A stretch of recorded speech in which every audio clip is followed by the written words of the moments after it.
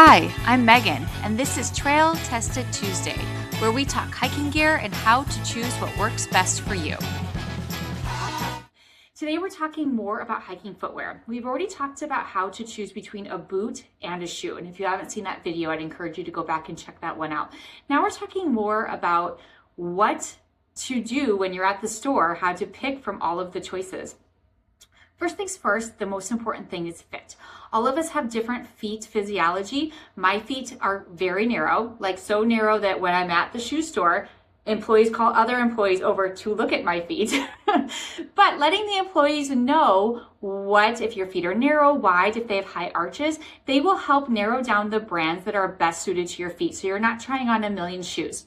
I would highly recommend going to a store that specializes in hiking footwear because they're very knowledgeable. In my area, that store tends to be REI.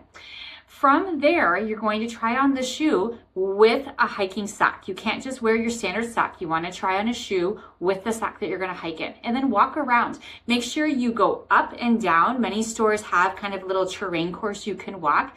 As you're going down, you want to make sure your foot is not sliding and hitting that front toe. And you want to make sure that there's not a lot of slide in your foot or any places that you have rub spots. If you're trying on a boot, you especially want to pay attention to any rub spots in the ankle area or in the heel. Another thing to think about when you are picking out your shoes is whether or not you want waterproof. You would think that all boots are waterproof. They're actually not. So if that's something that's important to you, that's like a number one important thing to me. I would not buy hiking shoes that are not waterproof. That's something you want to look at, especially these La Sportiva, my trail runners. These are the waterproof variety. There is a pair that's not waterproof. So you would want to specify that when you are talking to an employee about what type of shoes you're looking for. And finally, something else to think about is whether or not you want to have shoes that need more breaking in or less breaking in. Typically, if you are choosing a leather shoe, they're going to need a lot more breaking in. Some people swear by that. I find leather shoes to be a lot hotter on my feet, and I just don't want to spend the time it takes breaking them in.